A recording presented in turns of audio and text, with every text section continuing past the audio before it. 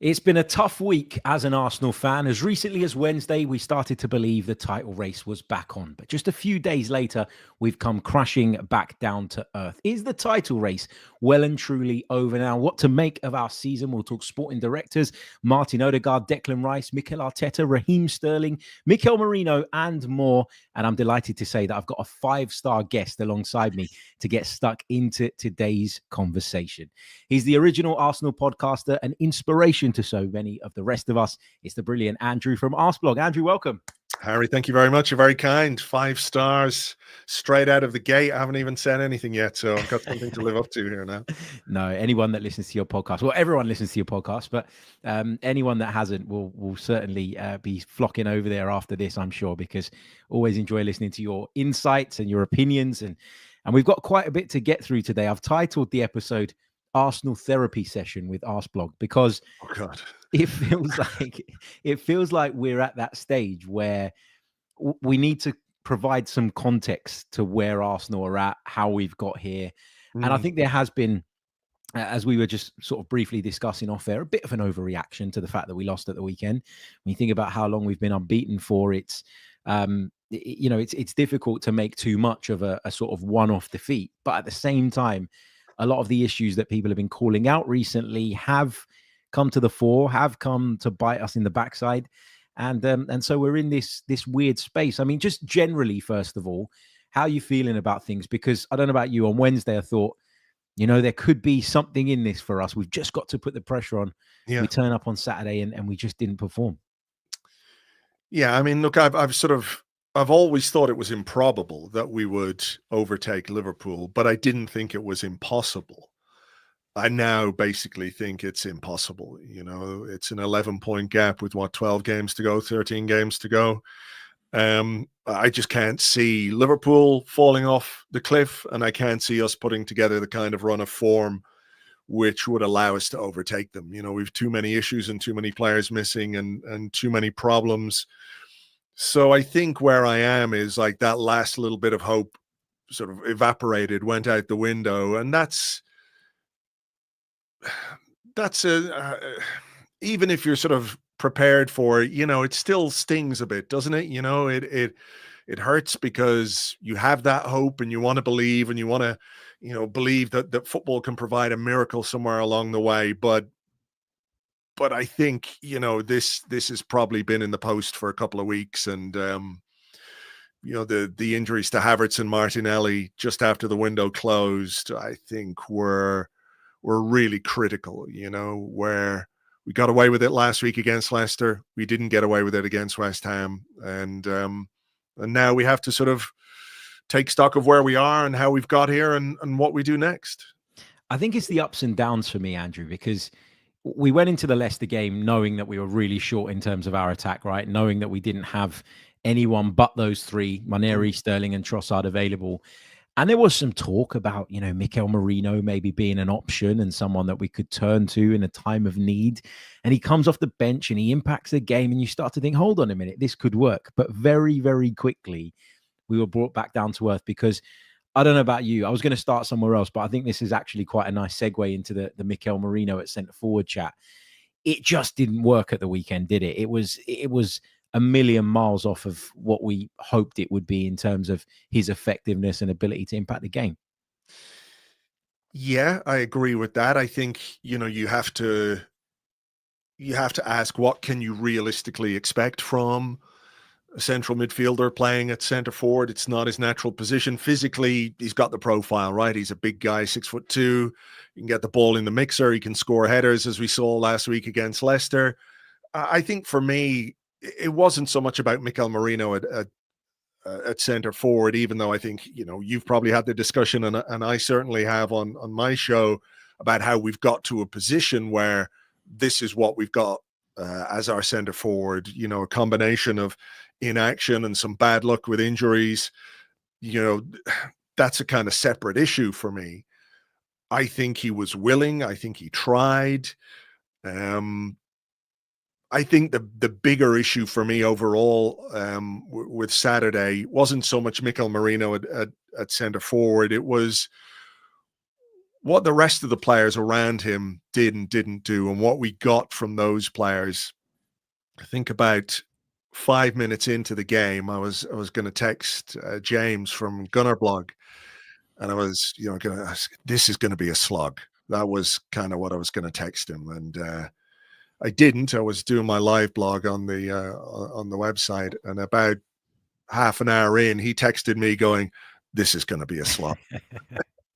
So I think it was pretty evident from the start that there wasn't really the kind of energy and precision and dynamism that you would expect from an Arsenal team. And I accept fully that we've got injuries, and I accept that those have a big impact on how you can play. And in particular, it might have an impact on how creative players can play. And maybe that's something we can talk about with regards to Martin Odegaard in a few minutes.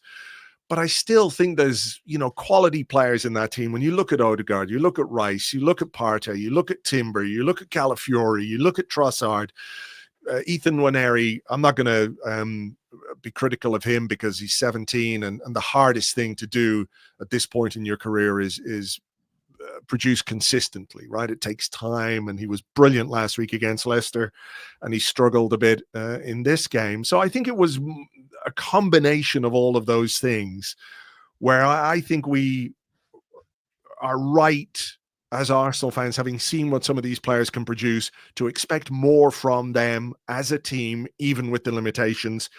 And when they don't produce, it becomes even more difficult for someone like Mikel Merino to have an impact, because he's out of position and he's not getting the sort of service that you might like your centre forward to get, whether he's a stand-in or otherwise. Yeah, I mean, when I say he was ineffective, again, like you, I don't pin it on him. I think he's being asked to do a job that it doesn't come naturally to him. I've always said that, ghosting into the penalty area as a midfielder is a very different thing to jumping from a standing position and being the guy who's got the attention of both and sometimes all three centre halves, which is what we saw at the weekend against West Ham United. But I also had been saying in the lead up to the West Ham game that watching the way it all unfolded at Leicester, and I was at Leicester the weekend before, and honestly, and I'm sure you felt something similar, it was probably one of the worst games of football up until 80 minutes that I've ever seen. It was terrible. It was turgid in every way. Both sides were really, really poor. The atmosphere was flat. There was just nothing about that game. And then he comes on and he makes this immediate impact and this massive impact. And we're looking at it and we're going, this could work. But I think in our excitement, and I certainly might be guilty of this, although I did wonder whether it was something you could go with from the start, we sort of maybe disregarded the fact that, or overlooked the fact that the game state just suited that change. Sure. And that is not always going to be the case, right? No, that's true. And I think there probably was a good argument to maybe go the same way against West Ham, that if you need something from the bench, you've just got a guy who's come off against Leicester and done that and given you something different in the centre forward position. The counter argument of that is that it would require picking Raheem Sterling from the start. Yeah. And I can completely understand why, after the way he played against Leicester and what we've seen from him this season, Mikel Arteta decided that maybe more Merino was likelier to get as a result than more Sterling. I don't think anybody can really look at that. I think if Mikel Arteta has overlooked a serious option to start the game and chosen Merino over that guy, then we could be having a different kind of conversation. But I think, despite the fact we only have three attackers, nominal on paper attackers, and even Nwaneri is sort of an attacking midfielder more than anything else, Sterling played so poorly against Leicester. He played himself out of the team. I don't know how any manager could have faith that you're going to get something out of Raheem Sterling from the start. The other side is, can you get anything out of Raheem Sterling when you bring him on with 8-9 minutes to go? Also, probably no. And this is a situation of our own making because of what we did last summer. And I think it's a bit sad to see a player who's done as much in the game as Raheem Sterling and has been such a an exciting attacking threat for Liverpool and Manchester City, and not so much Chelsea, but certainly in his pomp, he was a very, very good player, and the legs look to have gone and the confidence is gone. So that's why I think I understand the decision to go with Merino from the start. Is a calculated gamble. Can you get something out of him in the in the first half? Can you get something out of him before the hour mark, before you start thinking, oh, okay, I've got to really consider my options here? It didn't work. And it wasn't Merino's fault all on his own. I think it was a very poor team performance. Completely agree. I think that the collective was lacking in so much at the weekend. Just on the Raheem Sterling thing, very, very quickly, Andrew, because when I did my sort of post-match podcast the next morning, one of the things I said was, look, I understand why Sterling didn't start. I get that. I think when you, as you said, when you consider how he performed at Leicester, it was quite an easy decision actually to go, you know what, this didn't really work. Let's go with Merino, who came off the bench and scored. But do you know what I thought was really, really telling about where maybe Mikel Arteta is at with regards to Raheem Sterling? And I kind of got a lot of pushback on this opinion in the comments. So I want to kind of just throw this at you and see what you think. The fact that we then bring on Miles Lewis-Skelly and Alexander Zinchenko before him, I think sends a real message to Raheem Sterling. And I know people will say, look, the problem was the supply line, and maybe the thinking was that Zinchenko, who does, even when he plays at left back, play quite a few progressive passes and manage to pop up in the right positions quite a bit. Someone with that little bit of technical quality would be a good solution. It just felt like having left him out to then bring on essentially two fullbacks before you bring him on, it kind of, I think, was almost the final nail in the proverbial coffin of Raheem Sterling's Arsenal career. Yeah, I can see that. I can see the argument maybe for trying to change something in midfield and change the dynamic a little bit. I have to say I found the Zinchenko for Rice substitution really strange, really odd. Somebody else, do you know how much stick I got for saying that was strange? And interestingly, after the game, when we went to do the radio interviews, Mikel Arteta was clearly not in a good mood. Obviously, you wouldn't be after you've lost, right? And so everybody's questions were quite quick and sharp. And when it got to me, I said, Mikel, I think a lot of us were surprised to see Declan Rice be the one to go off. Was there any reason behind that? Was it an injury? Was it a bit of fatigue? I genuinely thought there must be something more in this. And he just said straight up, no, it was tactical. And that surprised me so much. I'm glad someone else feels the same way. Yeah, I mean, honestly, this felt like the kind of game where our best chance of scoring was from a set piece. And who is the best set piece taker on the pitch? It's probably Declan Rice. He takes the free kicks, in certain areas. He takes the corners from the left-hand side to provide that in-swinger. I went back actually and I looked at the opening 10 minutes of the game again, the opening 10 minutes of the second half again. I was trying to see, did he do something or did he not do something that irritated the manager and he decided to take him off? And no, he was in the right place defensively when he needed to be. He was getting forward into the box because I think part of his role was to support Mikel Merino. So when we got the ball out wide, Rice would make his way into the box, so he had kind of two big men in the penalty box. He was doing that. He wasn't shirking his responsibilities in any way, and I found it bizarre, really, that he took him off. Was he playing well? No, but was anybody playing well? No. I don't think Rice was playing any worse than anyone else. I think that the thing that makes it most odd for me is, like, you'll remember countless times Mikel Arteta has been asked about using Alexander Zinchenko in that left 8 position. Do you see him there? And the answer has always been no. And like my takeaway from this was that this was not something that Mikel Arteta has ever considered a viable option for him. And then he takes off his record signing, who is playing against his old club, by the way. So there's something more to that decision. That is something that Arteta has to give consideration to, right? The opposition. And what it might mean to Declan Rice to come off the pitch.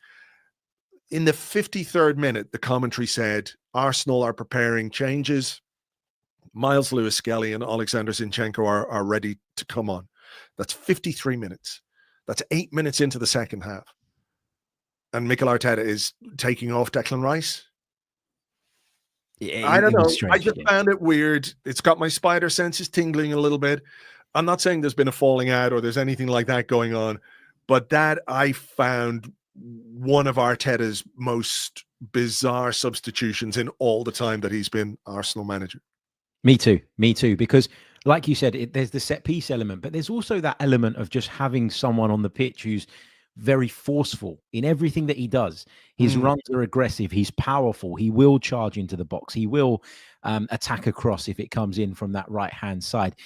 You felt like you needed those kind of players that would just try and, as that old cliche goes, get the game by the scruff of the neck and try and make something happen. And Declan Rice, especially on a day where I thought Martin Odegaard didn't perform all that well, you kind of needed that. And, you know, had he brought on another midfielder, I would have gone, okay, I still don't agree with it, but I kind of get it. But then to bring on Zinchenko, as you say, who's never been an option for us at left 8, it felt strange. It felt like Mikel Arteta, in a way, was maybe overthinking how he was going to try and turn this game around at that point. Maybe. And I think Zinchenko was worse than Rice. You know, was Rice good? No, but I think Zinchenko was worse. I suppose you could maybe say that in Calafiori and Rice, those two players you could look at quite strongly for the West Ham goal. So maybe that was part of the thinking. I don't know if that's the case or not. You know, you'd also have to look at Gabriel for the goal as well, but there's no way you're taking off Gabriel, right? Can't do that. So I did find it odd. And I did think, you know, you're going back to your original point that maybe, you know, if you are going to take Declan Rice off, why don't you move Mikel Merino back into midfield and put an attacking player on in Raheem Sterling, who's the only attacking player that you have, if you really want to change something? Again, I'm not saying Sterling would have done much. I don't have any real faith in that. But as a message, I think it sent a message to Sterling, and it sent a message certainly to Declan Rice. And we'll have to wait and see what kind of reaction we get from him in midweek. Yeah, absolutely. Big game coming up at Nottingham Forest, in the sense of, look, I don't think we can win the Premier League title now. I think it's gone. I'll be honest. That's my view and stance on it now. But if we then go and suffer a defeat at Nottingham Forest, it all starts to, you know, you start to get that snowball effect of negativity. And I really don't want that. I can't take it. I'd have to unplug from the internet, I think, for a little bit if that was to happen. Just on Declan Rice, though, very quickly, Andrew, there's been a lot of debate in the aftermath of this game around whether or not he can actually play as an 8. Should we start looking at him as more of a 6, because it looks like one of, if not both, of Partey and Jorginho will leave in the summer? Do you see him as having the right skill set for an 8? Because that's the debate that often comes up. I think my sort of general thought on Declan Rice is he is a brilliant all-rounder. Like, I think you can play him at centre half, he'd do a good job. Play him at 6, he does a good job. Play him at 8, he'll do a good job. He's got the quality and the ability. I can't get away from the thinking that when we signed him, it was to be the 6, to be like the deep-lying midfielder, to be that guy who can eat up the ground, who can cover the defensive positions, who can stride forward with the ball as well, while you have ahead of him, ideally, 2 more creative options, right? And certainly you've got one of those in Martin Odegaard. I think Granit Xhaka was maybe a little more creative than people gave him credit for because of his passing ability. That was certainly, you know, his strongest asset. And we got him into a position higher up the pitch where his flaws were not exposed as much, and he could use that quality on the ball to help Arsenal make progress and get into the box. So I definitely think he can be the 6. I think he probably should be the 6. And I would like to see Arsenal, if we're talking about what we do and how we do it and where do we go from here and how do we make ourselves a more interesting team, a more difficult team, a less predictable team, I think you need to get another creative player in our midfield. I think you need a little less of that big guy with a left foot in the left 8, which I know is what Mikel Arteta likes, because you go from Havertz or from Xhaka to Havertz, you use Rice in there, you use Merino in there. That's a very specific type, physical type of player, right? And I don't mind if that guy is 6'2" and left-footed, but I want him to have a bit more craft. I want him to have a bit more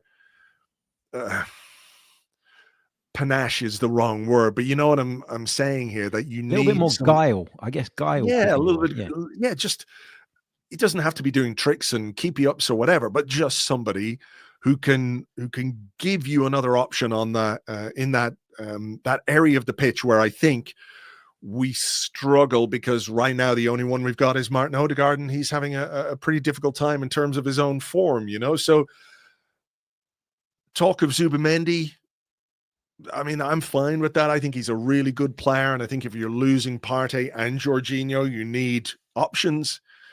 But I'm not saying it's going to be a timeshare thing with Declan Rice at the 6. I just don't know if Rice at the 8 is what we need as a team. And then it becomes quite a difficult conversation, because you paid £100 million for this guy, and you paid £100 million for this guy with a specific idea, I think. And then over time, I've learned he can do things in a different position to a pretty high level. Maybe not this season as much as last season, but I think, you know, I wouldn't have any worry about deploying Declan Rice as the 6 going forward if we needed to do that. I think if you want to play with the sort of 6 and then 2 creative players or more creative minded players, obviously they've got to have work rate, and Martin Odegaard does have that, to be fair to him, despite you know, it not really happening for him at the moment with the ball at his feet, and we'll come on to him in a minute. You're always going to get that work rate from him, so I don't have any qualms about him playing there. But whoever plays as the left 8, if you are going for that more creative option, they're going to need to be supported by a 6 who is physically impeccable. And that's the one thing that, despite all the sort of questions about Declan Rice, you know, is he a good enough progressive passer? Has he got enough trickery? Has he got this? Has he got that? The one thing that is undisputable, undeniable, is that he physically is a powerhouse. Mm-hmm. And so if you're going to have that lighthouse player there at the base, he is the guy. He is the guy for that. And you've got to find ways of progressing the ball through lines from other players. And that could be tucking your fullback in and having them do the job that they do now currently. But for instance, when it's Zinchenko, might not be all that good defensively, but he will break lines. He will play those passes. You know, do you do it from having 2 8s and instead of, you know, a Rice in the 8 position, who I feel is a bit of a hybrid, because he gets back and defends like a 6 when we need him to, but he also has that energy to get up and be that 8 when we want him to. And so it shows that, yeah, the point I'm making about his physical ability and, you know, just how good he is in that department. I do want to talk a little bit about Martin Odegaard, Andrew, because he's such a top player. And I almost feel disgusted in myself when I'm sitting here talking about him not being at his best. And it's almost like, let's criticize him because he deserves a bit of criticism. But then it's like, well, don't criticize Martin Odegaard because he's been great for such a long time and he's such an important part of this team. I guess I'll frame it in a slightly different way. What do you put his poor form down to? Well, there's the $64,000 question. I don't know. I don't think he's been right since he had the injury, the ankle injury. He's come back and played basically 90 minutes in every game since then. And as you mentioned earlier, he is a guy who works really hard.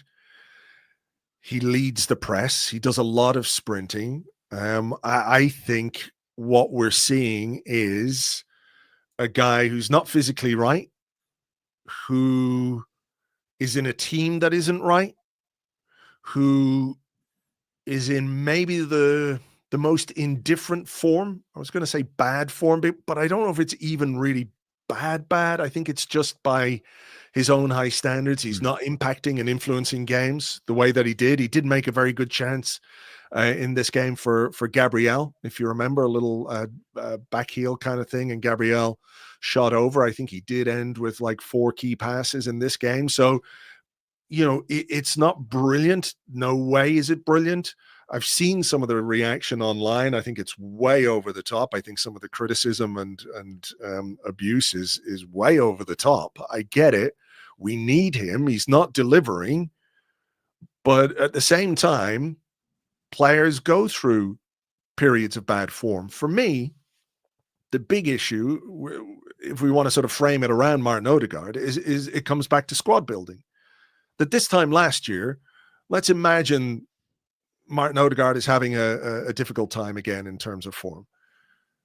I know they're maybe not the most exciting options, or people will say, well, he's not good enough to do this or whatever. But we had Emile Smith-Rowe who could have come in and played a few games and taken some of the burden off him. And we also had Fabio Vieira, who, again, I'm not saying Fabio Vieira is the be-all and end-all or anything like it, but we had the options. We had options. We don't have anyone else to do what Martin Odegaard does. And that can't be right. I know he's captain. I know he's got an extra responsibility because of that. But I think you have to just sometimes say, this is a guy who's struggling with form. The best thing to do is take him out of the team and give someone else a go and let him work his way back in, whether he's captain or not captain. But we can't do that because we don't have anyone else. He is literally the only creative midfielder in this Arsenal team. I'm not saying he's the only player capable of creativity, because I don't think that's right. Where I think, Jorginho is certainly a player who can play passes from deep that give you creativity. But on paper, he is the only creative midfielder in this Arsenal squad. That's not good enough. So you can criticize, people can criticize Odegaard, fine. When you don't deliver, when you don't play as well as people know you can, you're going to get criticized. That's the reality of the game. And Martin Odegaard knows that as well as anybody else. But I would just ask people to sort of think about it a bit more objectively. What's happened to there's my camera. Yeah, sorry, it just cut off there for a sec. I just really think people need to realize that it goes a bit beyond just Martin Odegaard having a bad game. I think there are wider issues and bigger issues. And, coming back from a pretty serious ankle injury, he was out for 2.5 months. Yep. And then we're just like, play every game, play every minute of every game and lead the press and run your arse off and be brilliant at the same time. And nothing less than brilliance will do. The guy's a human. So yeah. I like you. I said it actually in the build up to the game on Saturday. I think for all the talk of forwards and Merino and Sterling, we're right to expect a bit more from players like Odegaard, players like Rice, who are experienced and who can deliver and who can score goals and who should be scoring more goals than they actually are. I think they've got 1 goal and 2 goals between them in the Premier League this season. We should expect more. We should expect more. But let's look at how our squad has been put together, particularly in the context of what's being asked of Odegaard. Yeah, and I suppose when you've got Bukayo Saka fit, stepping up and sort of winning games by himself, and you've got Kai Havertz contributing and maybe Gabriel Martinelli chipping in a little bit as well, the burden isn't so much on Martin Odegaard. And therefore, if he does have a game that is slightly below the level that we know he's capable of, you can probably still get through it. And this conversation isn't a thing in the days following a game. Yeah. But you're right about the squad building. And I mentioned this on yesterday's episode about the fact that actually we should be looking at the fact that we just lack creativity as a squad, generally speaking, because the one player within our ranks that you would look at and say, you know what, that could be a natural fit for Martin Odegaard's position, Ethan Nwaneri. But guess what? We have to play him on the right because we don't have a right winger at the moment that is any good. Raheem Sterling was supposed to be that guy. He hasn't delivered. And so here we are. But it is strange. Like I said it early on in the season. I think it was after, I can't remember what game it was, maybe Everton. I don't know why Everton rings a bell.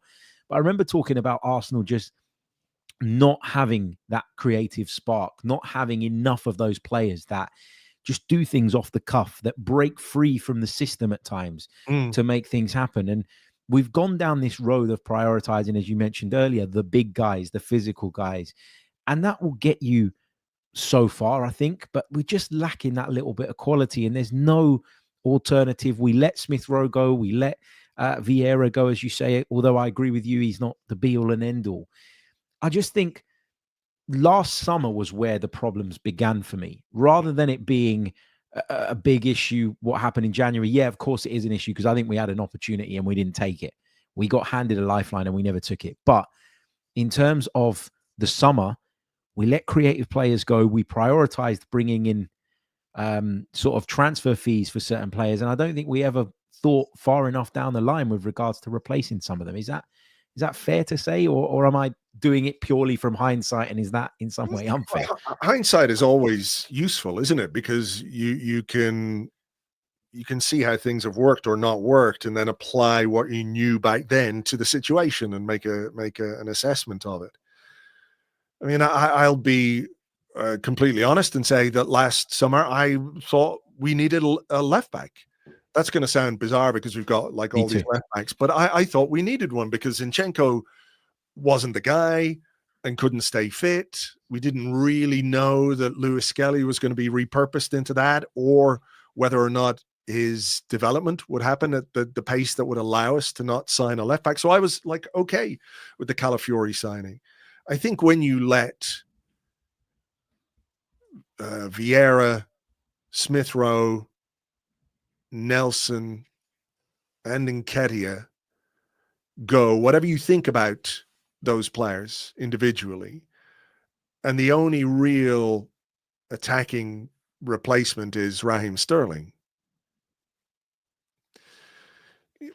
There you go. There you go. I genuinely think where we are now goes back to the summer. And I think we got to a situation in January where what we did in the summer made it more or less impossible to fix it properly in January. To fix it properly, we have to save our money for the summer market.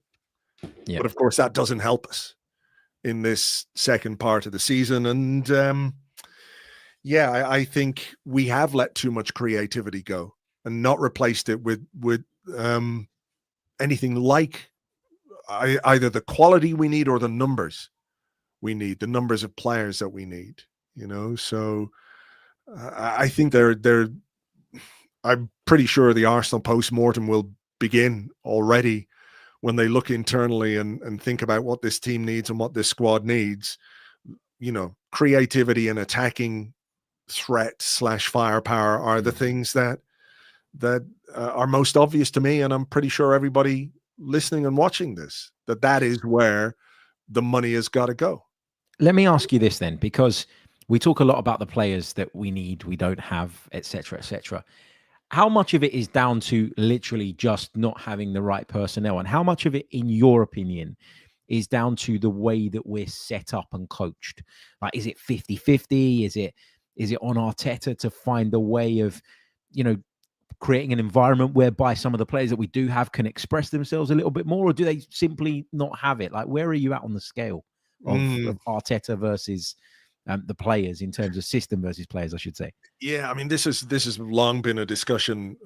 Whenever Arsenal don't play well or lose games or disappoint, the conversation inevitably turns to Mikel Arteta, and is the system too prescribed? Is it too rigid? Do we lack the inspiration, the spark of quality? You know, I've had this conversation before where, you know, there's times you look at Arsenal and you think, I'd love Alexis Sanchez in this team. You know, the guy who can just sort of do something off the bat and come in and spank one in from 30 yards or beat a few players, and those kinds of things are perfectly valid. No two ways about it. When we win a lot of games and when we, you know, score goals and garner points and challenge for titles, it doesn't seem to be that much of a problem to people. Yeah. So I guess I'm a bit 50-50 on it, you know. When it works, and it works consistently, we look like a really good team. I don't think we have looked anywhere close to our best at any point this season, though. And that, I think, goes hand in hand with the issues we've already talked about in terms of creativity, or a lack of creativity, maybe a lack of firepower, because we had Kai Havertz, and Gabriel Jesus had that lovely couple of weeks, didn't he, where he hadn't scored for so long, and then all of a sudden found his shooting boots, and then unfortunately got really injured. But we've had an issue at centre forward for quite a while, and we've probably had an issue in the wide areas for a little while as well. So I'm sort of on in the middle of it. What I would say is that I understand a manager who's got a style or a philosophy or principles or whatever. I think in order for Mikel Arteta to make his style of football work well, he needs more of the stuff that he has ignored, in inverted commas. He needs more of the Smith Rowe kind of players available to him. It doesn't mean he has to play them all the time, but I think he is short in that area. It sounds counterintuitive that he's got this very precise way of playing, and there is an element of physicality to it and all of those things. But I think in order to get the best out of those players, you need some of the other guys buzzing around and creating a bit of chaos, if that's the right way of putting it. It makes you less predictable. And I think what Arsenal have been this season is predictable. And I think when you look at I said on the blog yesterday that games like Saturdays are Mikel Arteta's kryptonite. The West Ham low block, the Newcastle low block, Aston Villa, the Fulham low block. Those are the games that we've struggled in. And how do you blow those games open? How do you find a way through? You're not going to blunderbuss your way past a five-man defense and a four-man midfield. You're going to need to be a bit crafty. You're going to need to be sneaky. You're going to need to have a little extra quality to call on. That's how you do it. And I think that's where we need to look and what we need to prioritize as we go forward and hopefully, rebuild and go again in the summer. For sure. Couldn't agree with that more. I think there was an episode that I did a few months ago where I talked about us maybe being overcoached. And what I meant by that was that everybody was so sort of in the kind of rhythm of doing exactly what it is that Mikel Arteta wanted them to do. And I'll tell you what's kind of rung the alarm bells for me. And obviously, look, I'm not on the training ground. I don't know exactly what Mikel says to them. None of us do really. But I guess one of the things that really started to alarm me was every time we were dropping points in games, Mikel Arteta would come out and say, yeah, but we completely dominated the game. We had, for instance, 70% of the possession. We had 20 shots. But if only 2 of those shots were on target, and if most of that possession was in the middle third, then actually, did you dominate the game completely, or did they allow you, the opposition, to have the ball in certain areas, prioritize other areas defensively? And when I started to hear that week after week after week, it felt to me like, if that's the message that you're putting across, if you're going in the dressing room after the game and saying, we completely dominated that guy's unlucky, and I don't know that he's saying that. I'm sure he tore into some people as well, knowing Mikel Arteta's character a bit. But if that's the messaging that you're putting across all the time, do our players now start to think that actually just having the ball is enough? And are they willing enough to take the risks and go on the dribbles that you need to unlock defenses? Try something a little bit out of the ordinary. Try something that's a little bit more difficult to pull off, but could have huge results. That's where I kind of started to just worry about that side of things a little bit. We talked quite a bit about recruitment indirectly. The sporting director thing, where are you at on this? Jason Ato is doing the role right now in a kind of interim capacity. Are you of the opinion that Jason Ato should continue in the role? I know we don't know a great deal about the ins and outs of what exactly that entails and who made what decision, but would you be happy if they announced he was taking it on, or do you feel like we need an external candidate to come in? I mean, I just don't know enough about Jason Ato to make that decision. I think it's one of those situations where, a few years ago, we wouldn't really be talking in depth about like who the sporting director is and, what we should be looking for. I think it's a hugely important position to fill as quickly as possible. Yeah. I think it's really important we get that announced at least pretty quickly ahead of the summer. And look, it's not all down to one man. There's a whole department, and we know, We know that, and it shouldn't be all dependent on one man, but there's still somebody who's got to be responsible. One of the things that frustrated me about January was that I feel like maybe if we had a sporting director, let's say Edu was still there. Yep. Edu had the authority and the gravitas and the reputation and the influence within the club to say, listen, there's 3 days left of the transfer window. I know this is not ideal. None of the solutions that we want long-term are out there, but we're in a position where we have to do something. We cannot do nothing. Maybe you do something mad that nobody would have liked on January 1st, but you go and get Marcus Rashford on loan for the rest of the season. Seems Or to be going Alvaro okay. Morata or Asensio or anyone. Exactly. Asensio and Rashford combining for goals for Aston Villa at the weekend. I'm not saying those were players that I was desperate for Arsenal to get, but I looked at it and went, at least it's something. Yeah. Asensio got 2 goals, actually, albeit, a bit of a howler from the Chelsea goalkeeper. So I think if Edu was there, or a sporting director with that authority was there, they could have said, look, we're in a really bad position. We have to do something. Because I don't think had the Havertz injury happened before did it happen after the window closed? It happened after the window closed. Right, but the Martinelli injury happened before the window closed. That was the day after the window closed. It was, so it was, we had no Saka and we had no Jay. For me, in December, when Jesus went down, when Saka went down, we were really short. Then Jesus goes down, and then for me, the situation became critical. Absolutely. And we sat on it throughout the entire window. Yeah. They'll say that they were trying and whatever, and I'm not disputing that they were. But clearly, they never got to a point where they felt that it was right to go and take a bit of a risk and a bit of a gamble. And, it's what you said about, Rashford and Asensio. Would I have sat here during January going, you need to go and get one of those 2? No.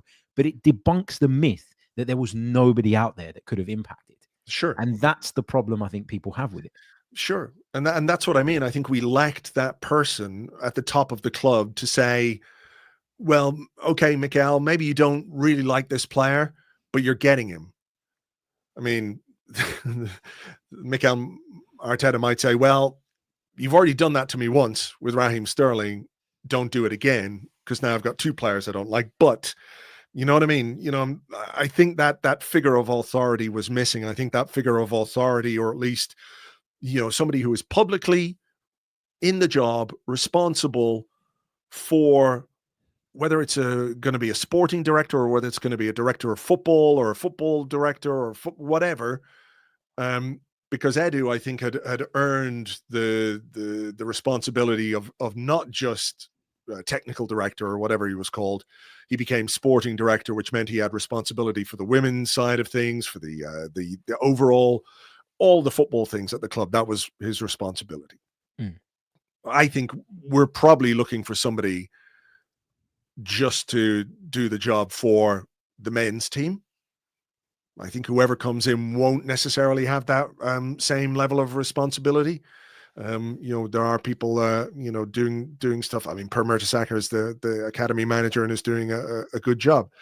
So I think it's important to get that done. I don't know if it's going to be Jason Ado. If it's somebody from abroad who's already in another position, that gives me a little bit of worry, because, they may have to take some gardening leave. They may be allowed to come and join Arsenal in June, or maybe not. We don't know. And I think by the time you get to June, you want to have your transfer plans pretty far advanced. You want to have your A, B, C, D, ABC, for your targets. You want those guys there. And if a guy is only coming in June with his own ideas and his own thoughts on who that might be, then I don't know. And then I think the broader question becomes, do you get a sporting director or a technical director to get Mikel Arteta exactly what he wants? Or does the technical director look at what the club needs and go out and get those players because managers come and go. There's the wider discussion on that as well. I think there has to be some synergy between the sporting director and the manager. I don't think you can have a situation where you've got a sporting director going out and saying, well, I'm going to buy him, and you've just got to make it work as the manager. I don't think that works. I think there's got to be a level of synergy, but there's also got to be someone to challenge. There's also got to be someone to push back. For such a long time, we looked at Arsene Wenger and we went, great footballing man, no doubt about that. Mm-hmm. But did he get to the point where he had too much control? And I think we did at one point. And so I'm wary of us getting into that position again. But the reason I personally, and we'll sort of wrap up on this, Andrew, the reason I personally would prefer an external candidate is because I always feel like when you promote from within, not that much is going to change. And what I mean by that is Jason Ato, let's say he takes the role on, right? There were reports that the club were quite satisfied with what he did or what he has done in that role so far.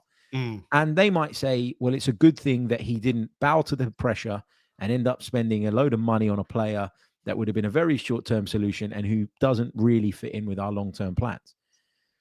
But that feels to me like it's someone, and again, I'm only speculating, but it feels to me like that's someone appeasing their bosses, doing what their bosses want them to do because they've realized that they're in the run-in for the job that they really, really want. Whereas someone who you've gone out and got, someone that you've gone out and spent money to bring in, right? Someone who's a big name, who's been there, done it before at other football clubs, can come in and start throwing their weight about. And I kind of like that idea. I don't know. Let me know your thoughts. I'll go back to what I was saying. I don't think Jason Ato had the authority to say, right, we're going to spend X amount of money on this player. I mean, we don't know what he was tasked with doing in January. He might have presented to the club and Mikel Arteta a long list of names of players that he felt could be useful to Arsenal, but for whatever reason, the board decided not to spend the money, or Mikel Arteta decided he didn't want that player, or whatever it might be. So on that basis, I think it's quite hard for us to judge Jason Ato's work. Like, is it down to him that Arsenal didn't bring in a player? I don't think so. People will say, all right, you're the interim sporting director and Arsenal didn't bring in any players. You are to blame. And I can see why people will make that conclusion. We don't know, for example, and I'm not saying this is the case, but maybe Jason Ato has done quite a bit of groundwork on some players who we might bring in the summer. Some of that work could have been done in January. They said, right, there's a very good player. There's a very good player. There's a very good player. We'll explore those options. They're not right for January, but we could, we can have a look at that when the summer comes around. I know exactly what you're saying, though, about somebody who comes in with a bit of authority, with a bit of personality, with a bit of a reputation. It's important that that person works well with Mikel Arteta and can get along with Mikel Arteta. My understanding is that the club have had sort of external consultants doing the interviews or going through the process where they've been assessing the candidates and maybe interviewing candidates. I don't know who's had interviews or who hasn't had interviews, but they've had like an external consultancy, a recruitment consultancy company, overseeing that process for them as well. So there's certainly something going into this. I don't know if it'll be Jason Ato. I think it might be because of some of the things that Mikel Arteta has said. I just want the best guy for the job. Yeah, I just want the best guy for the job, whoever it is. And if it's Jason Ato, we'll find out in the summer or not. If he gets the job and we have a blinding summer, we're all going, okay, fair play. That guy, he's an up-and-comer. So we've all got to start somewhere. Monchi had to start somewhere. He had to get a job somewhere. And, we'll see how it goes. I think what's fascinating about this, though, is that this is such a big summer. Such a big summer for Arsenal that they cannot get it wrong again, because they got it wrong last summer. You can argue about whether they got January wrong, if that makes sense. I think we should have done something. I think we had to do something, and we've made life much more difficult for ourselves by not doing it. But I understood the difficulties of the market, but I still think we should have done something. but they cannot get next summer wrong. They've got to invest properly in the forward line. They haven't really done that in the time Mikel Arteta has been here. We bought one striker.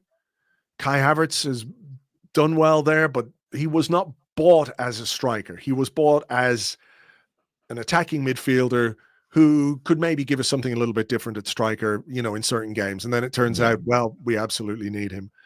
You cannot win titles and you cannot win the biggest trophies unless you invest properly in your forward line. And that is where we are with Arsenal right now. And that is the priority of the summer.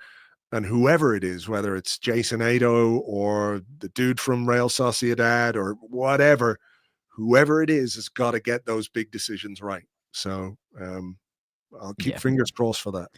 Exactly. And it's a nice place to finish, because I think we've kind of got to the point where I'm not saying the season's over, by the way. It isn't. We're still in the Champions League. We still need to make sure, I think, that we finish second in the Premier League. I think that's really, really important, that we don't see a regression in terms of our finishing position. So there's still a lot to play for. Sure. And I'm sure there's still going to be some really good times between now and the end of the season to enjoy some good results, good performances, etc., etc. But you do feel like it sort of goes back to the summer. And just on that point about the sporting director, I guess maybe I'm a little bit, I don't know if I'm scarred. I don't know if that's the right word, but sort of, I used to previously work in a corporate environment, and I always felt like when somebody got a promotion, there was a loyalty to the person who had given them the promotion to a point where they would not push back on certain things and maybe go with the flow in certain areas because they felt that loyalty. And I just think sometimes when you bring in someone externally, fresh pair of eyes, no loyalty to anyone, is there because they know that you wanted them. They come in with a certain clout and a certain weight behind them. And I think that can help you change the course of something. Whereas going with the same, it might not always have the desired effect. But hey, we'll see. Andrew, thank you so much, mate, because I know we've run a little bit longer than I said as well. Okay. And really appreciate your time and your thoughts and stuff. Let people know, I mean, unless they've been living under a rock, they will already know, but where they can find the Arscast, Arseblog, and let people know what you're going to be up to.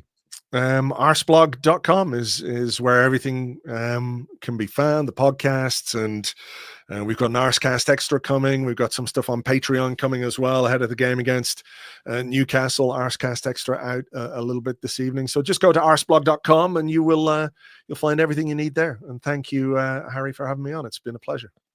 Great stuff. Thank you so much for joining me, Andrew. Thank you all for tuning in. Remember to leave a like on the video if you're with us on YouTube. Subscribe to the channel if you're new. If you're listening on audio, please do leave us a review on your favorite podcast platform. And we will see you all on the next episode, which will be with you guys on Tuesday. Until then, take care of yourselves. Have a great one. Goodbye.